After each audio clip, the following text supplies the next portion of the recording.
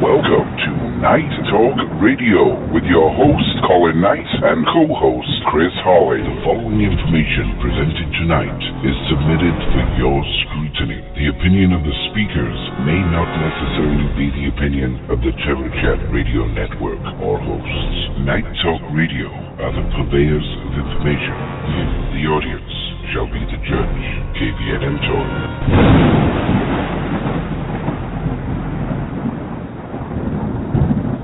Ladies and gentlemen, tonight's host, Colin Knight. Good evening, ladies and gentlemen, madame and messieurs, boys and girls, and mes enfants. It is Thursday, November the 13th, 2014, and it's cold outside in the studio in Calgary. The icy Arctic mass engulfing most of North America. We hope you're staying warm and have your headphones cranked. Running shotgun with me tonight is Chris Hawley, live from New York. And tonight we shall be discussing Bigfoot, or Sasquatch, as it's called in Western Canada. Tonight we have a very special and experienced guest with us tonight, Mike Wooley, live in Louisiana. Special shout-outs tonight to the Scottish lass. Did I not tell you that if you didn't slow down, you would get ill? You can't save the world. Girl, get well soon, please. To the future Irish innkeeper, buy that lottery ticket, your dreams are awaiting. And last but not least, the software bookkeeper instructor. Hope you have your columns in order, formulas preloaded, and of course, your bricks firmly cemented. I hear there are financial storms ahead. Let's get comfy, set up the board, get your refreshments ready, and find that perfect seat. Make sure you crank up the sound and smoke them if you got them. When we return, Mike Wooley and Bigfoot Sasquatch.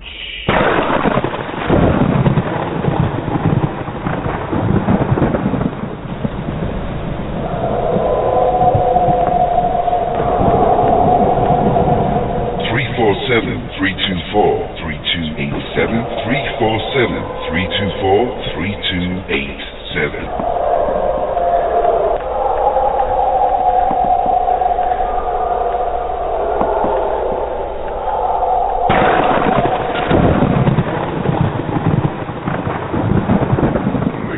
Gentlemen, the purveyor of paranormal pontification, Colin Knight.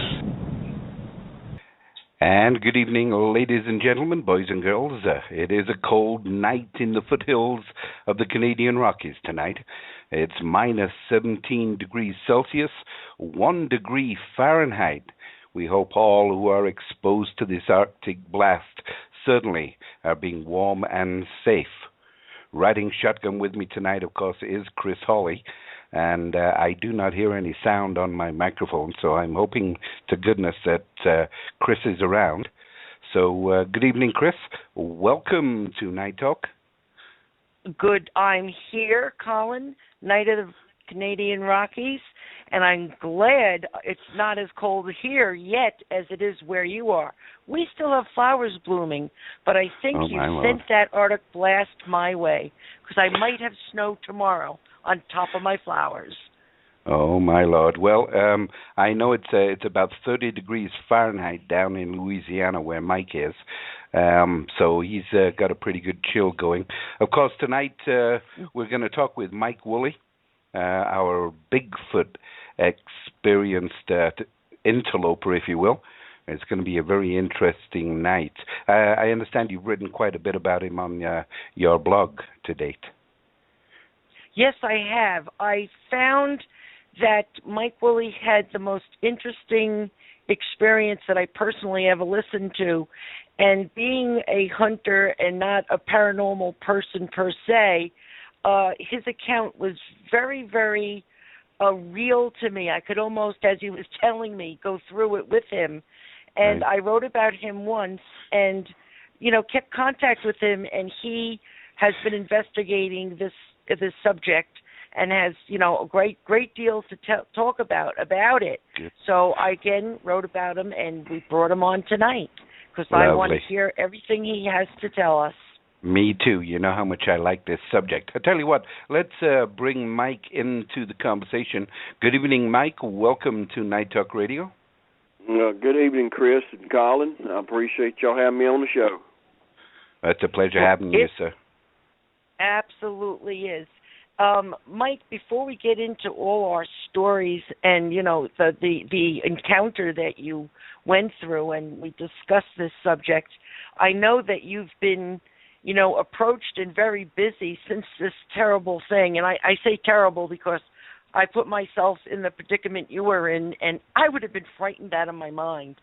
So I know that you've had a lot going on since it's happened. And could you take a second now and tell us, about your film and the TV things that are going on in your life since this has happened to you? Well, Chris, as everybody I think knows, I've talked about it for quite a while. Our movie is set to premiere around mid-December. The producer wanted to take a little while extra time to make sure that, she had all the I's dotted and the T's crossed and tweak it a little bit, and, try to get the best she could. So we're looking around December on that. Also, there's a television show here, Monsters and Mysteries in America. It's on Destination America channel. They did a show with me, lasted the whole day. I think they said it'd be on in January or early February. And the Finding Bigfoot people contacted me last week and said they're going to come down in February and they're wanting to do a shoot. So it's been kind of busy.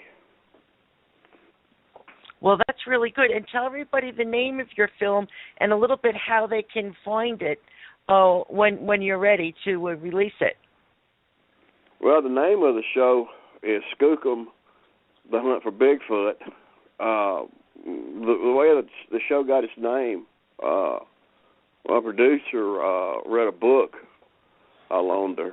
I have a lot of literature on Bigfoot, and it was Skookum Valley was the name of the book, and she fell in love with the book and the lady that wrote it, and she liked the name Skookum, so she just said, I'm going to name my film Skookum, and then The Hunt for Bigfoot come on it later, but, there was several names that was thrown in there, I had a couple myself, but she liked that better. Well, I tell you an interesting story, Mike. In 1847, this guy called Paul Kane reported some native stories out from the Mount St. Helens area, and Paul Kane called them the Skookums, and they believed that the natives believed they had supernatural powers and lived on the peak of Mount St. Helens. So how's that for historical information? Yeah, I've heard about that. That was some pretty awesome stuff going on up there. Pretty scary, pretty big creatures up there too. Yeah. Apparently, from what I did some research before you came on, just so I wouldn't sound like a complete idiot. And I got to say, Mike, wow, what an incredible, interesting story.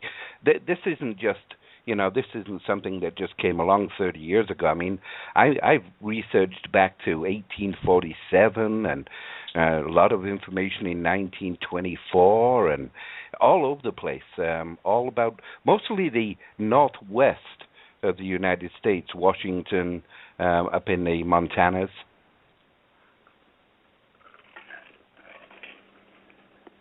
Did I lose you there? Did we lose Mike? I'm here. Oh, there you go. Good. Good.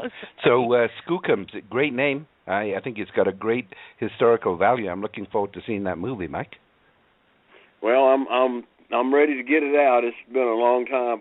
We've been working on it 5 years, and I'm ready to, get it put to bed, get it going, get it out there. I bet. Yeah, I bet. Mike, before we get into the story, and Colin will take you into it next, have you been back recently to where this happened to you? I'm just curious. Yes, or ma'am. Or do you leave it alone? I was back there. Matter of fact, a couple of weeks ago, we had a good friend of ours, come down from Tennessee, Beth Patterson, and she loves Bigfoot. Spent a week with me and my wife, and I took her down there and showed her where it actually happened. They'd been in there logging, and she took some pictures and was very excited about it. But, yeah, I was back there about 2 weeks ago, and I really couldn't. It was hard taking pictures because I kept wanting to look over my back, My shoulder. Yeah, it must be. I think I'd be my head would be spinning around. I tell you, Mike, a few years ago, I was up in Banff National Park here in Canada. We were on a survival exercise midwinter, and something, we're not sure what, I thought it was one of the guys in camp, but something was throwing pine nuts and acorns at us into the camp. Pine cones. Pine cones, yeah. I mean, just throwing them willy-nilly, and they seemed to be coming from all around us. And then we heard this knocking, which, I mean, at 3 o'clock in the morning in Banff National Park, the sound travels for miles, and we couldn't tell if it was close or far away, but it was a very restless night, I'll tell you that. Well, you haven't heard anything yet. Mike, please, tell Colin what happened to you. Okay, I'll be glad to. Well, my encounter happened on December 1981. I got off work one Friday night about 11 o'clock and decided I'd get up the next morning early and go hunting, and overslept. Woke up about 9 o'clock, overslept, so I was pretty mad and everything, and I said, I've got stuff I need to do around the house and other things, and I'll just go ahead and do that, and I'll make a evening hunt. Well, I got through with everything I needed to do, and I left out about 2:30, 2:15, around 2:15, I think it was. And I got to an area where I'm going to hunt, and I turned off the main highway and drove down this gravel road to the right, kind of head to the south, and there was a logging road about a mile and a half from the blacktop, and it was on to the left, and so the old logging road went down about a mile and dead-ended, and that's where I put my deer stand because it looked really good. It was really tight, really thick, and what I'd do, I would park my truck about a half a mile in the middle, about the half a mile between my deer stand and the road that I drove in. Of course, because I didn't want to drive my truck back there and scare all the deer, I would park at halfway mark and get out, turn it around, get out, sneak back there quiet as I could, and get on my deer stand. Well, I did that, and it was a pretty day, about 30 degrees, 32 degrees, not a cloud in the sky, no wind, beautiful day, picture day, bluebird day. So got on my stand around 3 o'clock. I looked at my watch just to make sure. My stand was facing to the north. And it was a steel pipe heavy-duty deer stand, had a ladder on his seat, big heavy logging chain on it to keep somebody from stealing it, big lock. I was sitting there looking straight ahead. About 3:30, I heard a bunch of noise, and looked over to the right about 3 o'clock, and this little young doe deer come running up to my stand and just laid down in my stand, actually touching it, and the deer was wet. I know she'd been run through a creek or a pond back there. I knew there was a pond back there, and she was just a panting. And I knew she'd been running because she was real hot, and she'd been chased for a while. Well, anyway, I was looking at her, and so as I was raising my head back up, to look straight ahead, I felt like a big buck had been running, a big deer, and I said, I better get ready because the rut was going on. Everybody knows what the rut is. Every hunter does. And I felt like that's what was fixing to happen, and a big buck was going to come out, and I was going to get to shoot him. Well, as I was raising my head up and got back level, again, out of my peripheral vision, I picked something up to the right at about 2 o'clock. And I noticed it was black. He just come up behind a tree, got behind a tree real quick, and kind of hugged that tree, And then I look at it for about 5 or 6 seconds, and then all of a sudden, it just flat-footed, hops at least 20 feet through the air, and lands behind a tree at about 3 o'clock position for me. And it lands flat-footed. And I thought, man, this is weird. I can't. It's hard to believe. Right. Well, this thing's looking at me. It's hugged up to the tree, and it wasn't the tree was a fairly big tree, not medium, but size. Mm-hmm. But he's got his face, the left side of his face kind of tucked in behind the tree, and he's got a right eyeball, part of his nose, peeking at me. He's trying to conceal this as best he can. And he's about 20 yards, 15, 20 yards, 50 feet, 55 feet.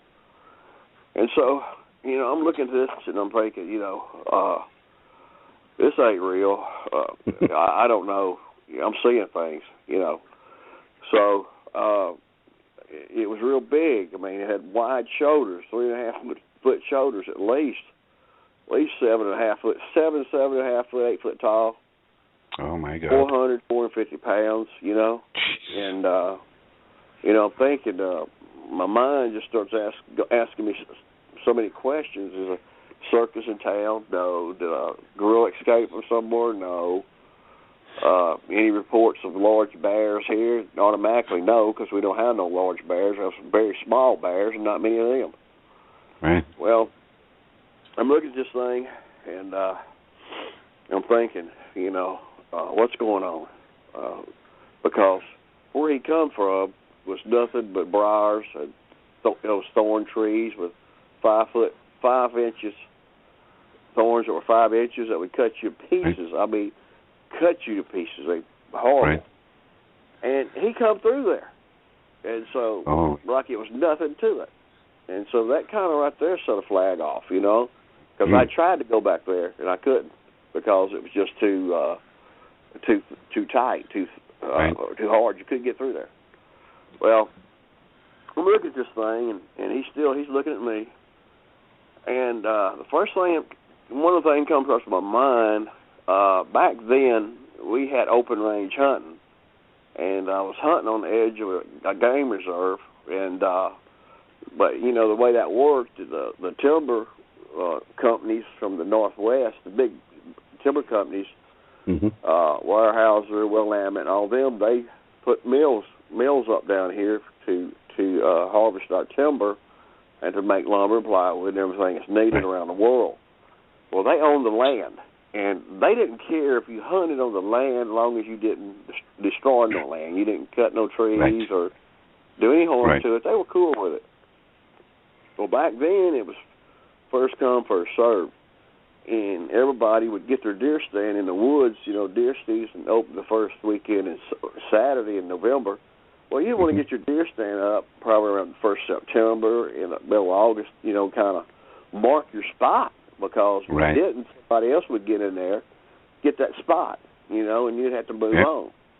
Well, I got in there and got my spot marked. A friend showed me where it was at, and so I put my stand at the end of the old logging road, and so I thought maybe somebody, back then people would play jokes on you to try to scare you off your stand. They'd come in there and they see you done got your stand, and they'd get mad, and they'd try to scare you off. I mean, I've seen them destroy deer stands. I've seen them leave nasty notes.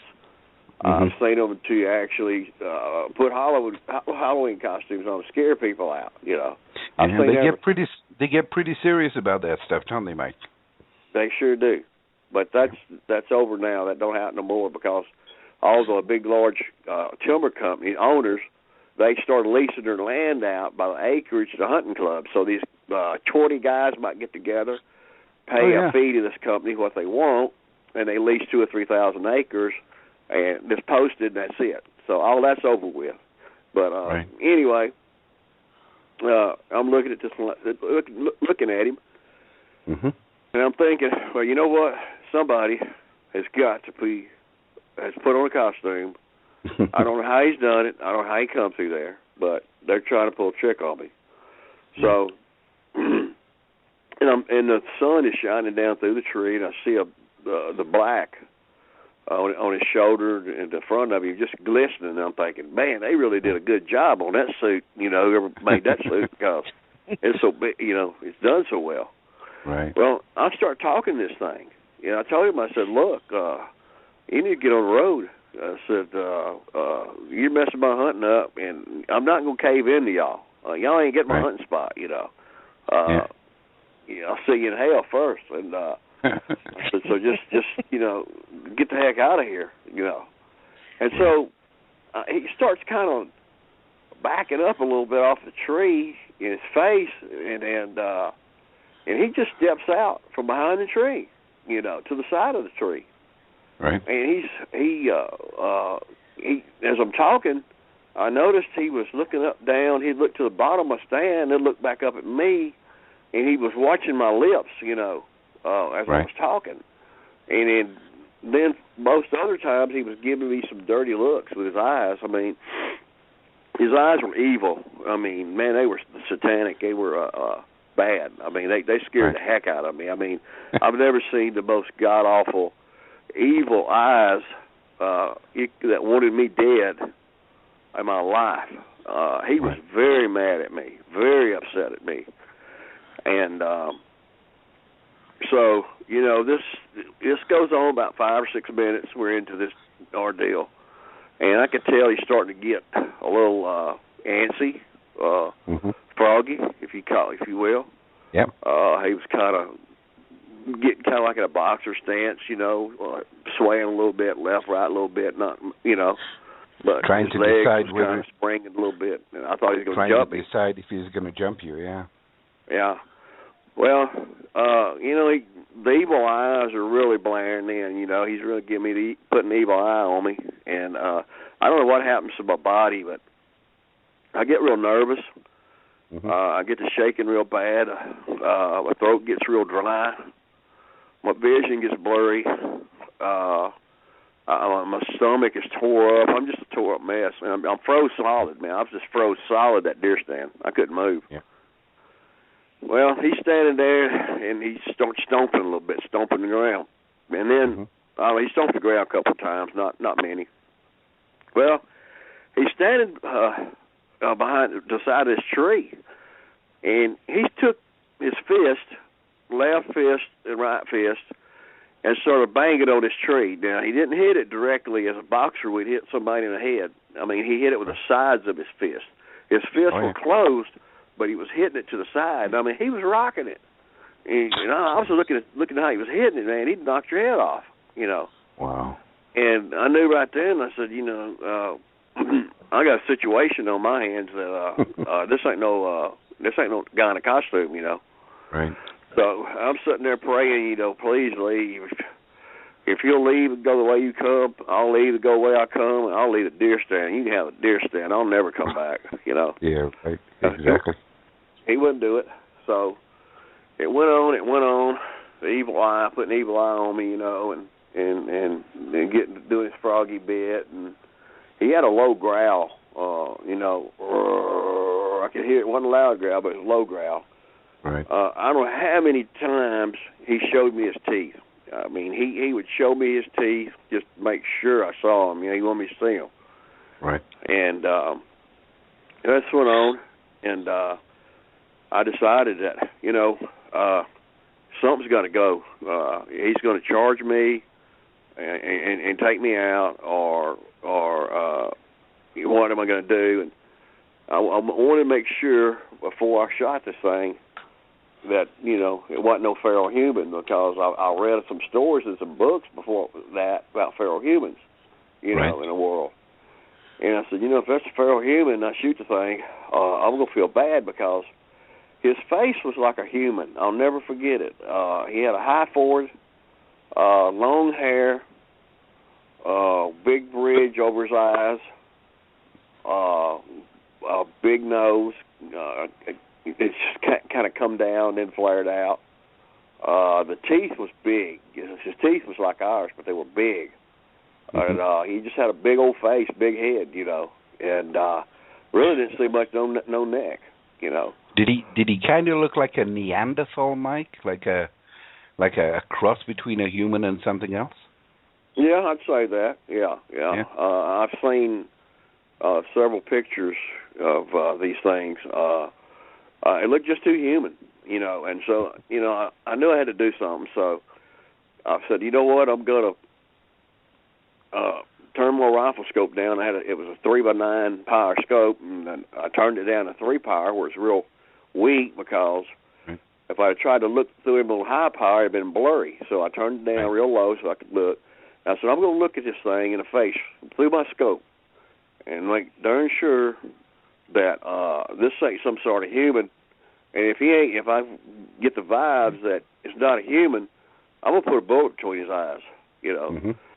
And so I raised my rifle up, and I put the rifle crosshairs right between his eyes.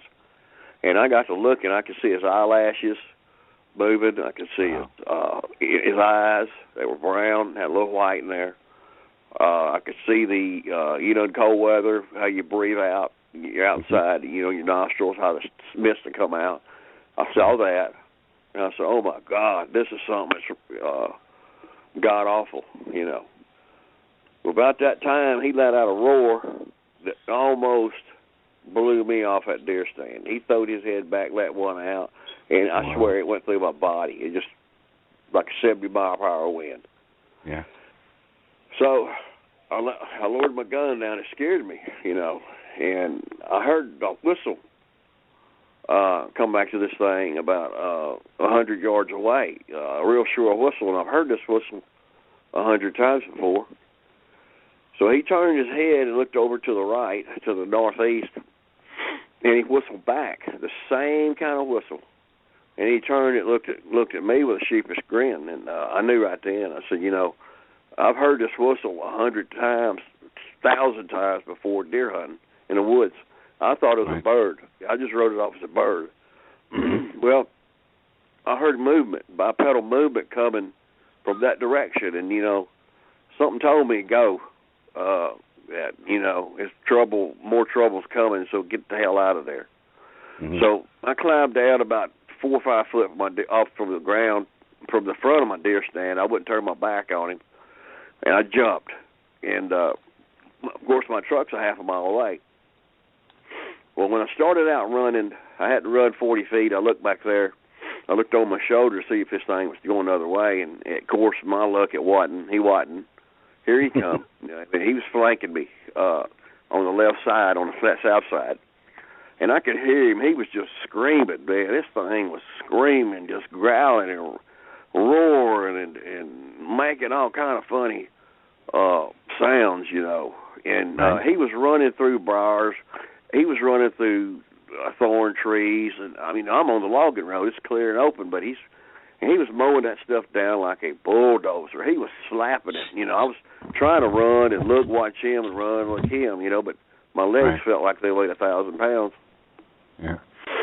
So I'm coming up on the truck, coming up on the tailgate, and I'm thinking, what am I going to do? When I get ready to unlock my truck, he's going to nail me from behind, Right. So when I got to the tailgate, I just took my rifle, swung around from the hip. I didn't put it to my shoulder, and I just fired a shot that way, trying to buy some time. And the bullet hit a back of an old pine tree that had rotted real bad and fixed to fall, and it was kind of dry that season. And the dust and the bark hit him. His head was about 3 foot behind that bullet. Wow. If it had been another second or two, it might have caught him in the head. Yeah. And he stopped. So I get my truck. I get in the truck and crank it up, and I'm getting it, man. I stomped it. And I look in my rearview mirror, and I see 2 big black hands and arms reaching from my tailgate. He ran up behind the truck, tried to get the tailgate, but he couldn't get it. And I looked in the rearview mirror, and his buddy was coming up. His buddy come up the logging road. And I guess when his buddy heard that shot, I imagine he stopped. He probably thought, well, you know what? He's done got into something. I'm not going up there and get into it, Yeah. But anyway, they come running up together, and they look like twins. They look like a matching set of twins. Holy cow. We got out. I got out, and 2 weeks later, I asked a friend to go help me get that deer stand back. And he said, why? He said, it's dry. He said, you can back right up there pretty close to it, lay it in. I didn't want to tell him. I wouldn't tell him. And I said, well, I just want the company, So we went back there, and that deer stand made out of heavy oil field pipe was wrapped around that tree like a rubber band, like a vine growing. And he looked at it. He said, what's going on here? He said, who did you piss off? I said, nobody. He said, yeah, you did. And he said, look, he said, you couldn't get no truck in here or no four-wheelers to wrap it around, to hook a chain and pull it around because there's trees here. And there's just you couldn't get a truck between these trees. And it would have took a truck to do that. And I said, I don't know. I don't know what happened. And he said, But, that pretty was, mind-boggling. Scary stuff. Well, when you were that close to this, let's call it a Sasquatch, could you smell? Was there a distinct smell of this person? They say that there's a really pungent odor when these creatures are around. Did you smell anything, Mike? No, not that day. I did not smell nothing that day. But I will say this. I went hunting there one evening to make a hunt, and I got on my deer stand, and I noticed a very smelly smell. It smelled real bad, kind of like a wet dog or something dead on the road, been dead for a few days. Yeah. And I thought maybe somebody had killed a deer off my stand and field dressed it near my stand, under my stand, because people were bad about that. They, you kind of get a rogue hunter coming through there with some more hunters, and they get on your stand, hunt for a while, and if they kill something good, they leave, and they field dress a deer on your stand just to show you, And so I thought that was a gut pile that was stinking. So I got mad, got down off my stand, and I did a sweep. I did a circle. And I checked that area real good. I couldn't find it. And I looked up in the sky.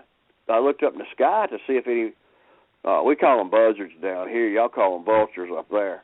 But I know y'all do.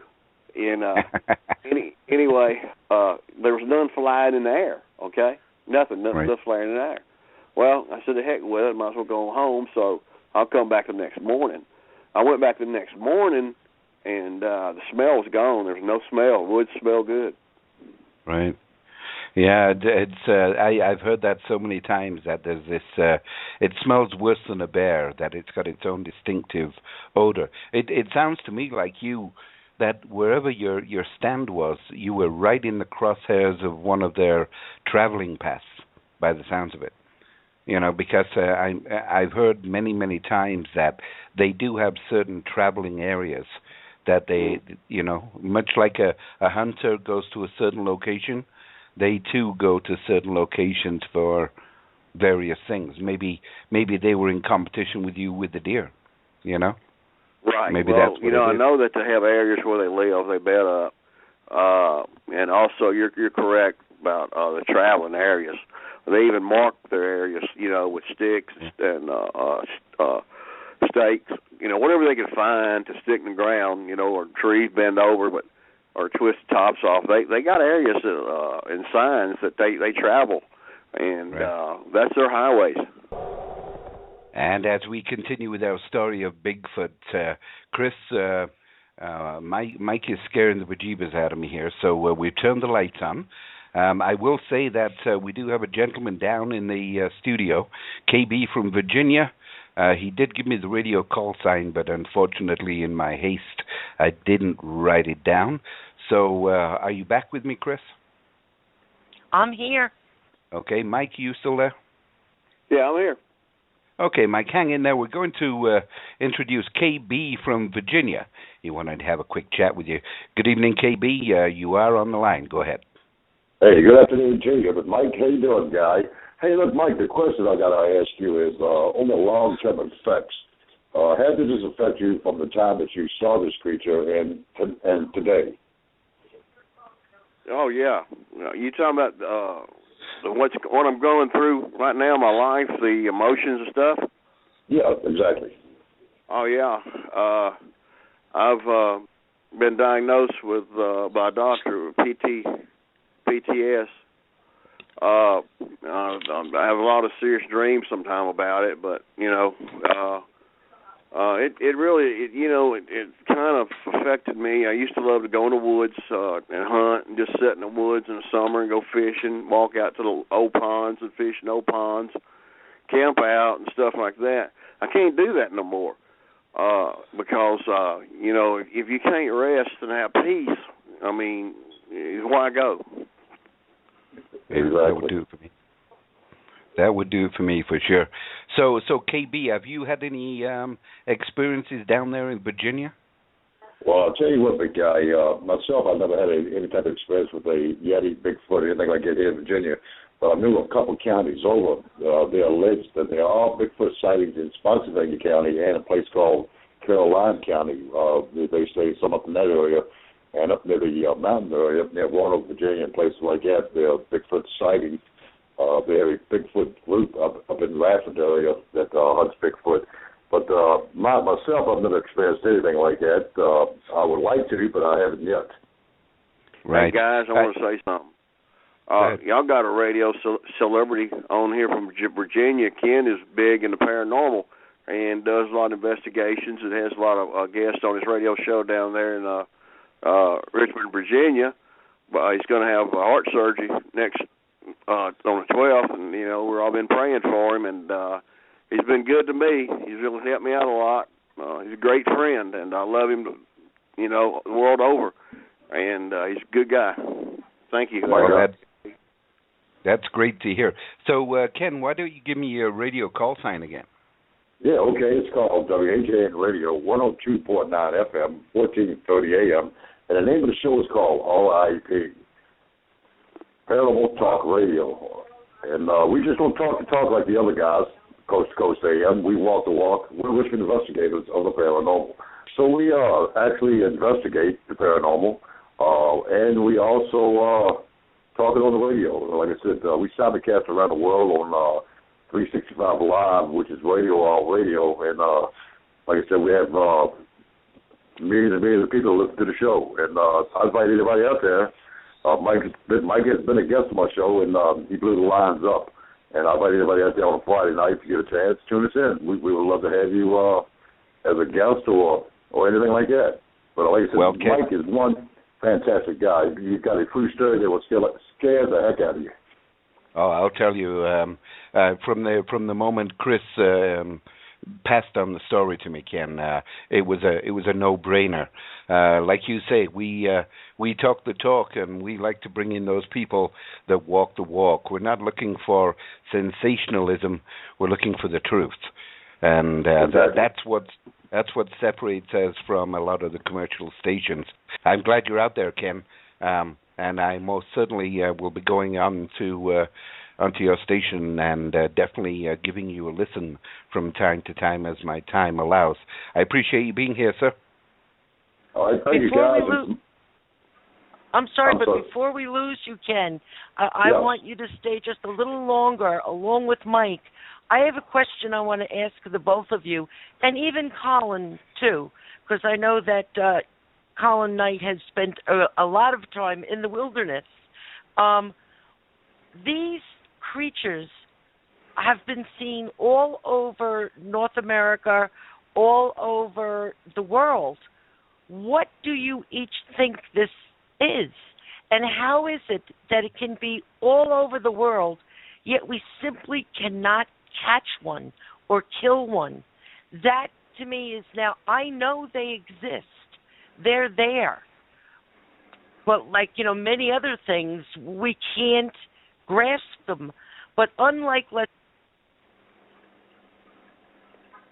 well, Chris, my feelings on this, I think there's some large bipedal ape. There's really, and why can't we catch one or bring one in? They're real elusive. They're the king of the woods. They stick together. If you mess with one of them, you mess with all of them. If somebody's out there, I tell everybody, don't engage one of these creatures. If you come up on one, don't make eye contact. Don't point at it. Don't point no gun at it. no aggression, just calmly ease back, walk backwards slowly, get out of there. If you shoot one of these things and put it on its back, you still hadn't got nowhere, because the rest of them, where there's one, there's two. They go in pairs or more of them, and they watching each other's back. And trust me, they will come in there and they'll tear you apart limb by limb. That's one thing I can say about them. They stick together, and that's one reason that there's not even been brought in. And it's just they're just so elusive and know how to detour their way around with their signals, and they know the woods. I mean, they spend all the time in the woods. They know them inch by inch, and they know how to maneuver and how to get set up and how to watch you. They got sentinels out there watching, different areas for people and whatever, and they signal back and forth. So they're sticking together. I just think they're a large bipedal ape. I'm on the same track with you, I think, Mike. Ken, do you have any opinion on that? Well, I'll tell you what, like I said, I've never experienced Bigfoot, but I've had a lot of guests on my show. Some people believe that they could be extraterrestrials from space. I'm like Mike. I believe there's some type of primate creature, half humanoid or something like that. And they say, how come we can't find those skeletons and bones? Well, you look at it like this. You go in the woods a lot, and you do a lot of hunting. A lot of times, how often do you come across skeletons and bones? There's possibility that these creatures are smart enough to bury their own, or something like that. I mean, if you bury them deep enough, we're not gonna find them. Are they elusive? Sure. I mean, it's hard to say. It's like going into the woods looking for a rat in the woods. How hard is it to find? I mean, it's hard to say. Like I said, I'm optimistic myself. I think it's some type of humanoid, either some type of primate that we have yet to discover.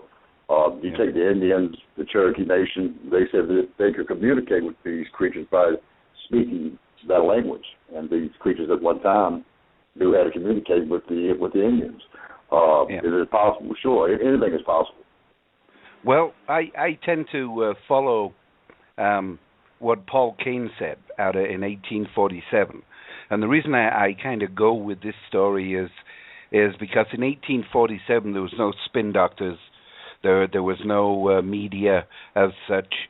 So what came out in story form, I think, was as pure as it could get. And in 1847, Paul Kane reported that the native people, the Skookums, which is the name of your movie coming out, Mike, the Skookums believed that it was a race of cannibalistic wild men, or Neanderthals, if you will, up on Mount St. Helens area in Washington.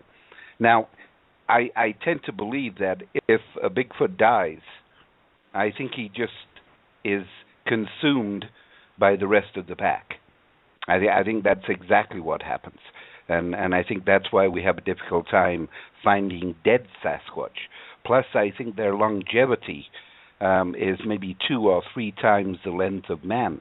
More like a Neanderthal. A Neanderthal was known to live way past 100 years old. So whatever we're doing right and doing wrong in this new society of ours, I think we can learn something from history. Well, I'll tell you what, speaking of the Neanderthals, scientists one time thought they were ignorant, dumb, the whole 9 yards. Now science believes now that the Neanderthal man was a much smaller man than his counterparts. Yep. They had a larger brain than the humans, no doubt about that. Exactly. Ken, it's been an absolute pleasure, sir. I'm going to put you on hold.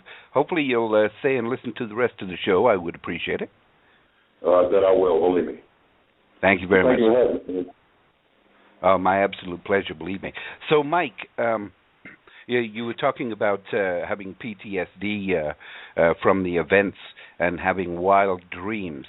Is it possible that they made some kind of a mental connection with you?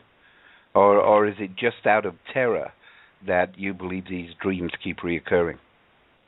Well, I think what happened that day, I got sick. I think it was due to being scared real bad. Yeah. It was. I think I got the heck scared out of me, and Never seen nothing like that before. Didn't believe in Bigfoot. I didn't believe in it. I heard a little bit about California back then, what things was happening, but I thought that was just something in the movies to make money with, a joke really. But I just got scared so bad that I like to pass out, Oh yeah, hey, I've been terrified like that a few times in my life, believe me, Mike, where you are absolutely paralyzed and everything's moving in slow motion and there's not a darn thing you can do about it. You're just there, waiting for the inevitable, and when the inevitable doesn't happen, it's almost like you almost feel sorry it didn't happen because you have to now carry the memory of what happened, and sometimes that's harder to carry than just ending it right there and then. Have you ever tried regression hypnosis, Mike, to see exactly what you saw more than what you think you saw? Have you ever thought of that? Never have. I just tried to stay away from that area and everything else, and tried to just sweep it under the rug, and always very careful when I'm in the woods driving a car or whatever, and always looking around the bends and the corners, and it was I really don't know how to describe it.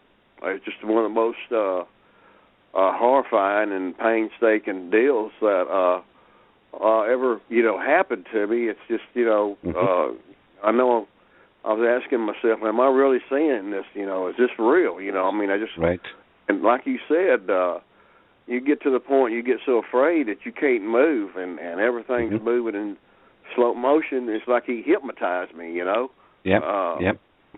It was weird. It was real scary. Yeah. Well, can I just come in here a minute? Yep. And this is for both of you. When you face death as a reality, meaning you really came close to the end of your life that day, and you knew it, it changes a person. It changes your very soul, and that's, I think, what happened to you, Mike. And when that does happen to a person, you do change other things around your life, and even how you look at the way you live and the people in your life and the people that you love. All that changes when you come that close to an encounter that could have, in the snap of your fingers, been the end of life as you knew it. So it's to be expected that would really carry through with you forever. Another question I have that I would like us to talk about tonight, we know that millions of people go missing all over the world every year, and we know many go missing in Bigfoot, Sasquatch, Yeti territory, in parks and wooded areas and great forests and the wilderness and in Canada, all over. People go missing, never to be seen again. And there is some suspect that the Bigfoot might be part of this, be taking these people. My question is, why? Why do they take them? What are they doing with them?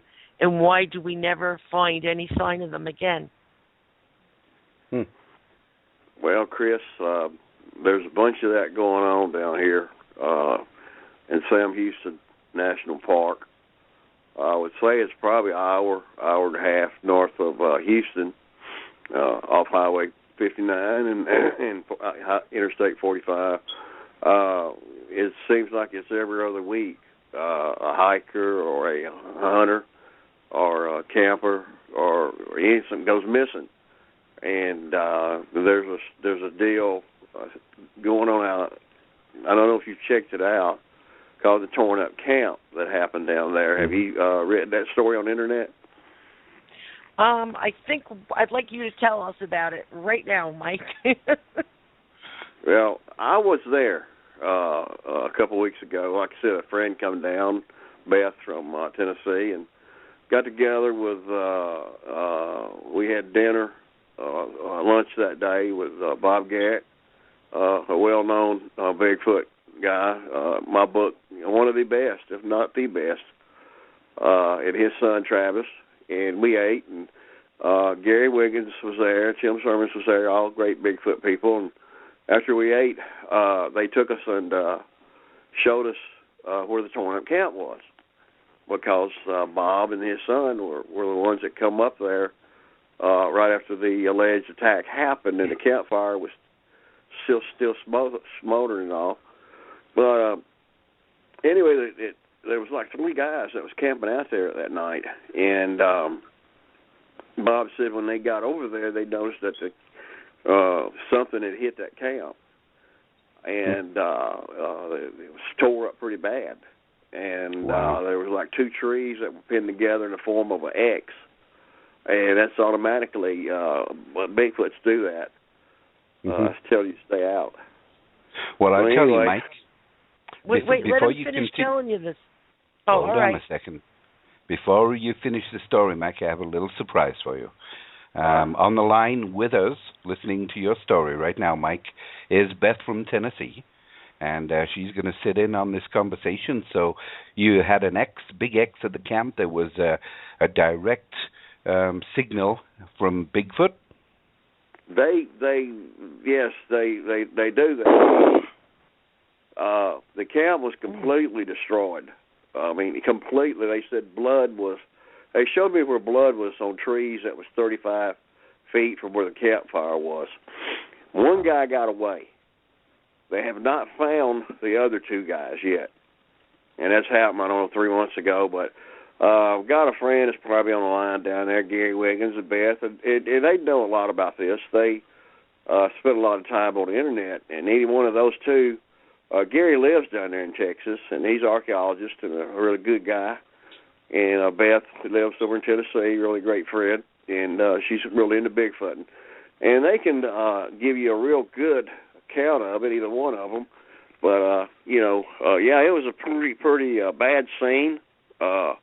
And there's been a lot of people come up missing down there, a lot of people. So, Beth, welcome to Night Talk. What did you think when you came across this camp? What was going on in your mind?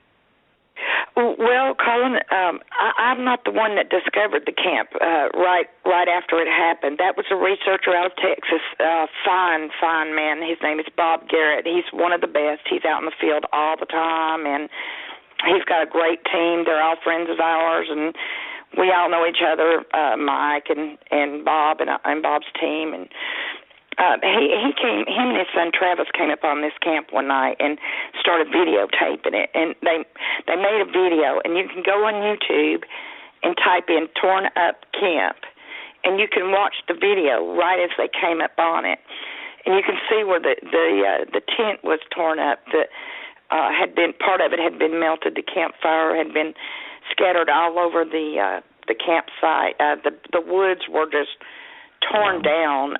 There was an X marker made with trees. There were footprints, blood. So you can go on YouTube. I suggest you go on and watch that. That's really interesting. But what happened, where we came in the picture, a couple of weeks ago, I was down and spent a week with Mike and his wife, and Mike was kind enough to take me over to meet Bob, because we've all kind of known each other through Facebook and just being researchers. And Bob took us out to Sam Houston National Forest, where this place was, and showed us, where it happened, and we hiked back in there along the lakes and the trails, and a little ways. We didn't go back in there very far because we were a little bit apprehensive, but it was just really something to be there, and have Bob explain to us, where all this happened and what happened here. And it was just they caught a lot of flack from the authorities over that video itself. Bob and his son were detained and interrogated for 9 hours because that was some kind of a massacre scene there. And the police were trying to get, actually, Bob's, both of his sons, even one that wasn't there that came from the camp, they were all questioned. And, it goes on, that story does, and it, there's stuff I can't say, and, maybe y'all could maybe have Bob on sometime. He's a true researcher. He's a boots on the ground person that has seen a lot and knows a lot about the government cover-up too. So it was it was a somber place, wasn't it, Mike? Sure was. Death, as you can tell, death was there. So what do you think? What do you think, guys? Do you think that the government's aware of what's going on here, and they're trying to cover it up so desperately because they have no control over it? Is that what you think is happening? Well, there's a concerted cover-up, and this goes back for years and years, and there's evidence of that, a lot of evidence of that. The government knows what these creatures are. You know, there's monsters in our woods. That's the thing.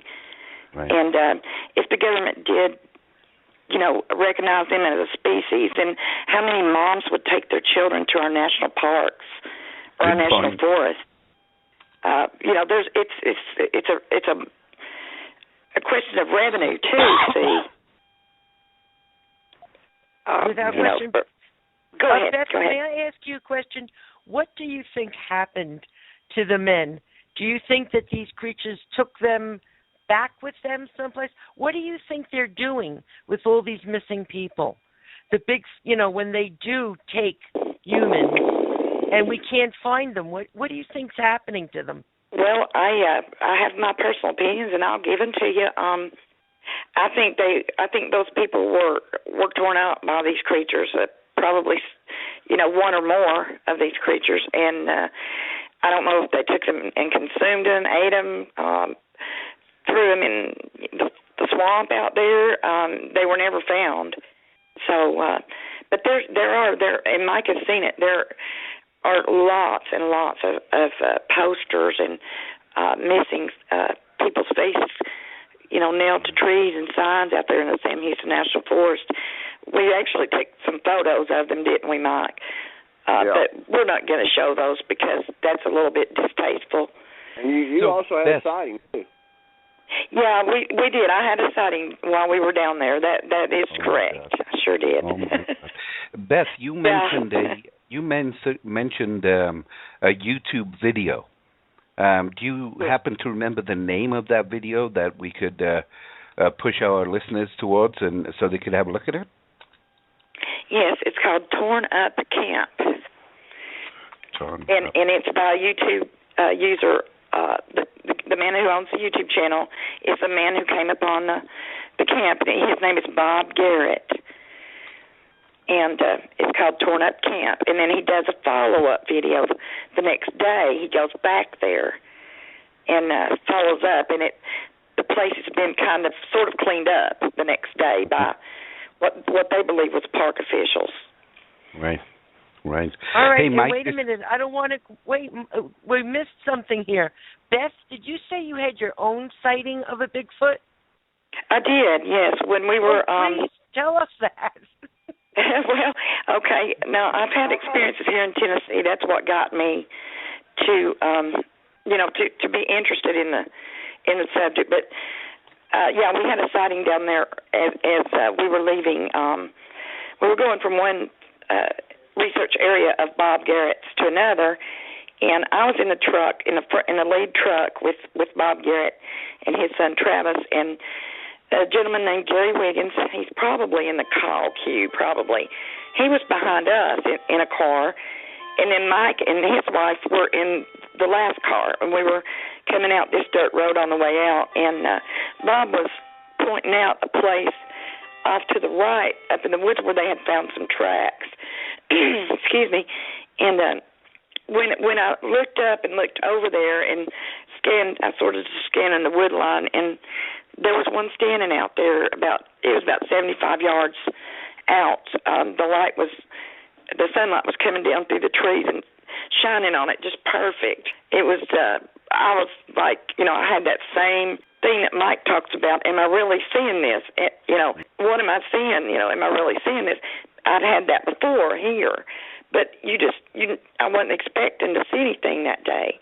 But I felt like they were there. That was for sure. But yeah, I did. I had a sighting, and the gentleman behind us, Gary, as we went past it, you got to keep in mind we were moving, and it was standing still when I saw it. And so when we got past it, Gary was looking over there too, and he saw it moving off into the trees. But yeah, we did have a sighting while we were there.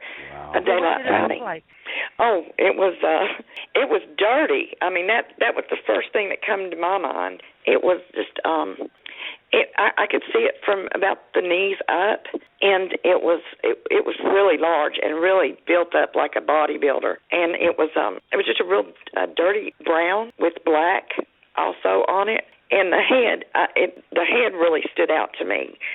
The sloped back head, like a gorilla. It really was really pronounced. The head just was fascinating to me to see that. Well, this is almost like Mike Wooley, This Is Your Life, because I have with us also tonight Gary Wiggins from Texas to support Beth's chat. So, Gary, Mike, Beth, and Ken, what do you have to say for us, Gary? Well, Beth has pretty well covered it so far. You know, the sighting, it was pretty unique. I wasn't expecting to see anything on the way out. However, you know, there was a sensation of being watched. We went to the torn up camp, blocked it down the trail, and I stayed back. I have kind of messed up my knee, and I stayed back by the truck, and there was just a sensation that there was something there. Something was watching what we were doing, you know. And so when we started to drive out, we were kind of spaced apart because it was a pretty dusty road that day. And, Bob stopped up ahead. You could see where, you know, he was looking in a particular direction. Everybody was looking. And sure enough, I saw exactly what Beth described, only briefly, because I was at a different angle. I was further back. They had a better view of it, but I saw it step behind some trees. And it was kind of a dirty brown color, and I would say neighborhood of about 9 foot tall. Wow. Yeah, it was very large. But, incredible. National Forest there, not too far from there, back in 77 or so, I personally, me and my girlfriend, we tried to camp out at a place down there near the lake, and we got run out of there one night. So it had a very scary experience. Yeah. Yeah. Well, what do you mean you got run out? Say that again. What?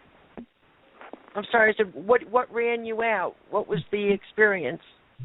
Well, what it was is I had a little pop-up camper and had my girlfriend with me, and we drove back to a little place. There was kind of a trail. The regulation or rules wasn't like they are now, and we had kind of beat a path in my Jeep up in that little camper back to a little cleared-out area that overlooked the lake. Lake Conroe is just right nearby there, and it got dark, and we were in the preparation of setting up camp. We put some chairs out there, and I had 2 battery-powered lanterns I turned on. I was in the process of pumping up a Coleman lantern, and it had got dark. The moon was up. It was like a full moon. And if you ever spent very much time in the woods, woods at night are always busy. If you're near water, there's frogs and crickets, and there's the usual noise.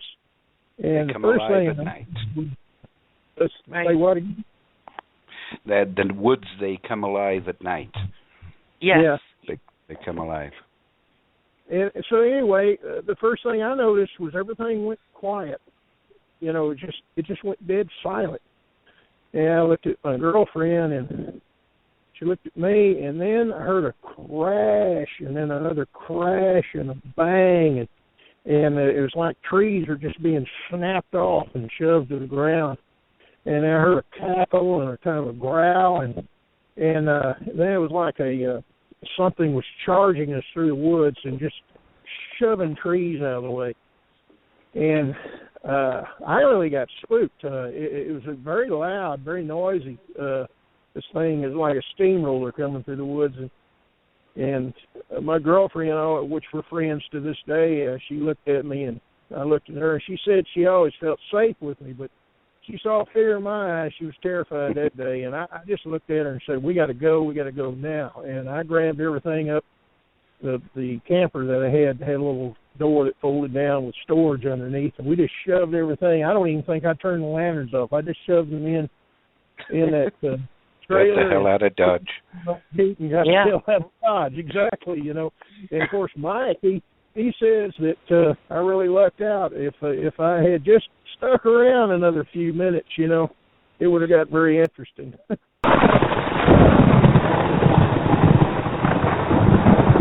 This is Night Talk Radio, 347-324-3287, 347-324-3287. What your country can do for you, ask what you can do for your country. There's a monolith there, a very unusual structure on this little potato-shaped object that goes around Mars once in 7 hours. When people find out about that, they're going to say, who put that there? God put it there. 347-324-3287, 347-324-3287. This is Night Talk Radio. Tranquility Day here. The Eagle has landed. If you have a specialty or information regarding paranormal, extraterrestrial activity and would like to be on the show, email your information or media package to nighttalkradio@gmail.com. 347-324-3287, 347-324-3287. Your host, Colin Knight. And for those of you that were with us live, it was about this moment that Blog Talk Radio decided to systematically withdraw service on all of the areas. And then finally Skype decided it was going to close for the night. This ended the show abruptly, and our guests were, unfortunately, we were unable to speak to our guests on the air, but have spoken to them all individually after the show, and do assure our listeners that we shall return to this situation. We shall discuss Bigfoot at a later date, and this time there will be no errors in the Blog Talk Radio system. So for those of you that were listening live, we truly apologize for any technical difficulties that we had at the end of the show, and we do assure you that things will be rectified. Coming up in a couple of weeks, we got some UFO stuff. You gotta listen. It's gonna be a great show. Got a minute? If you have a specialty or information regarding paranormal, extraterrestrial activity and would like to be on the show, email your information or media package to nighttalkradio@gmail.com. We all have busy lives, and as we go about our lives trying to survive and put food on the table, roofs over our heads, and clothe ourselves and children, please take time to think of those less fortunate. As winter approaches, sort your old winter clothes and give to the needy. Pay it forward. Help those less fortunate than yourself. And remember, but for the grace of God go I. Be safe. Blessings on your household until we meet again. Ask not what your country can do for you, ask what you can do for your country. Night Talk Radio on the Terror Chat Radio Network.